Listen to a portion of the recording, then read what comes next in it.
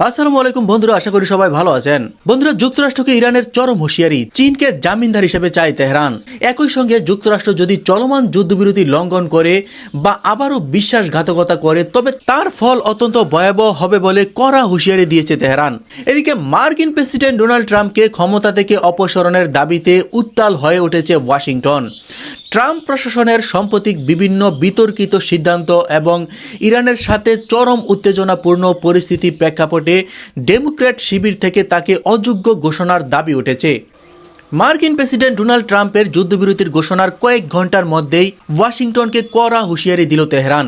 Iran স্পষ্টভাবে জানিয়ে দিয়েছে, যুক্তরাষ্ট্র যদি আবারও বিশ্বাসঘাতকতা করে তবে তার পরিণাম হবে ভয়াবহ, আর এই শাস্তি বজায় রাখতে তারা চীনকে জামিনদার হিসেবে দেখতে চায়। কিন্তু কেন আমেরিকার উপর ভরসা করতে পারছে না ইরান? কি আছে এই নতুন হুঁশিয়ারিতে? ঘটনার সূত্রপাত শুরু হয় মার্কিন প্রেসিডেন্ট ডোনাল্ড ট্রাম্পের একটি ঘোষণাকে কেন্দ্র করে।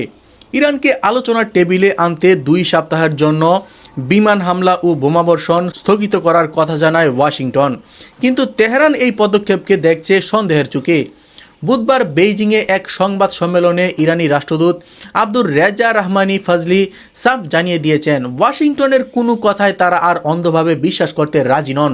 রাষ্ট্রদূত ফাজলি জানান, ইরান চায় জাতিসংঘ নিরাপত্তা পরিষদ এবং বিশেষ করে চীন ও রাশিয়ার মতো শক্তিশালী দেশগুলো এই শান্তি প্রক্রিয়ায় যুক্ত থাকুক। শুধু তাই নয়, মধ্যস্থতাকারী হিসেবে পাকিস্তান ও তুরস্ককেও পাশে চায় তেহরান। ইরানের দাবি, এই দেশগুলোকে নিশ্চিত করতে হবে যে যুক্তরাষ্ট্র আবার নতুন করে যুদ্ধ শুরু করবে না। রাষ্ট্রদূত চীন ও রাশিয়াকে ইরানের প্রকৃত বন্ধু হিসেবে অভিহিত করেন এবং মধ্যপ্রাচ্যের স্থিতিশীলতায় বেইজিংয়ের ভূমিকার ভূয়সী প্রশংসা করেন। ইরানের হুঁশিয়ারি এখন চরম পর্যায়ে।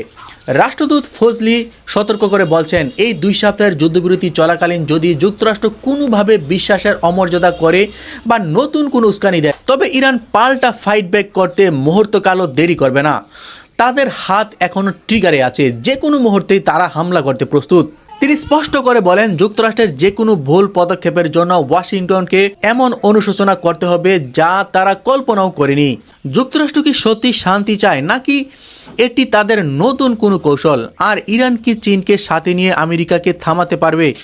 আপনার মূল্যবান মতামত কমেন্ট বক্সে জানান। এদিকে নাটকীয় মোড়, আমেরিকার রাজনীতিতে প্রেসিডেন্ট ডোনাল্ড ট্রাম্পকে ক্ষমতা থেকে সরানোর দাবিতে উত্তাল হয়ে উঠেছে ওয়াশিংটন ডিসি। একদিকে ইরানের সাথে যুদ্ধের চরম উত্তেজনা, অন্যদিকে দেশের ভেতরেই ট্রাম্পকে অযোগ্য ঘোষণার ডাক। ডেমোক্র্যাট নেত্রী আলেকজেন্দ্রিয়া ও ওকাসিও সরাসরি ট্রাম্পের অভিধ্বংসন দাবি করছেন। কিন্তু কেন এই দাবি? পেন্টাগনে কেন একের পর এক জেনারেল পদত্যাগ করছেন? ট্রাম্প কি তার সত্যি ক্ষমতা হারাতে চলেছেন? জনপ্রিয় ডেমোক্র্যাট নেত্রী আলেকজেন্দ্রিয়া ওয়াকাসি সরাসরি আক্রমণ শানিয়েছেন প্রেসিডেন্ট ট্রাম্পের উপর। তার অভিযোগ, কংগ্রেসের কোনো অনুমোদন ছাড়াই ট্রাম্প আমেরিকাকে একটি ভয়াবহ যুদ্ধের মুখে ঠেলে দিয়েছে এবং তার দাবি, প্রেসিডেন্টের মানসিক অবস্থা ভেঙে পড়েছে। ট্রাম্প এখন মানসিকভাবে দুর্বল এবং তিনি এখন মার্কিন যুক্তরাষ্ট্রের নিরাপত্তার জন্য বড় হুমকি। তিনি আরও অভিযোগ করেন, যখন দেশের জাতীয় নিরাপত্তা হুমকির মুখে তখন ট্রাম্প ব্যক্তিগত আর্থিক স্বার্থ এবং ক্রিপ্টো মার্কেটের মতো ফটকবাজি বিষয়ে বেশি ব্যস্ত। ট্রাম্প প্রশাসনের উপর চাপের বড় কারণ হলো ইরানের সাথে চলমান উত্তেজনায় আমেরিকার সামরিক ক্ষয়ক্ষতি। খবরে বলা হচ্ছে, কয়েক মিলিয়ন ডলার মূল্যের আধুনিক মার্কিন যুদ্ধবিমান ও ড্রোন ধ্বংস হয়েছে। এই ব্যর্থতার দায় এখন আছড়ে পড়েছে পেন্টাগনের উপর। এদিকে গুঞ্জন উঠেছে, ব্যর্থতার দায় চাপিয়ে পেন্টাগন প্রধান পিট হেগেসকে যে কোনো সময় বরখাস্ত করতে পারেন ডোনাল্ড ট্রাম্প। ইতিমধ্যে army chief of staff Randy জর্জকে সরিয়ে দেওয়া হয়েছে বলে খবর পাওয়া গেছে। পেন্টাগনের ভেতরে এই অস্থির আমেরিকান সামরিক বাহিনীর মনোবলে বড় আঘাত এনেছে। তো বন্ধুরা, সর্বোপরি পরিস্থিতিকে কেন্দ্র করে ব্যক্তিগতভাবে আপনি কি মনে করছেন তা কমেন্ট করে জানান। তো বন্ধুরা, আজকের মতো বিদায়, দেখা হবে নতুন ভিডিওতে। সে পর্যন্ত সবাই ভালো থাকবেন, সুস্থ থাকবেন এবং চ্যানেলটি সাবস্ক্রাইব করে পাশে থাকার জন্য অনুরোধ করা হলো। ধন্যবাদ।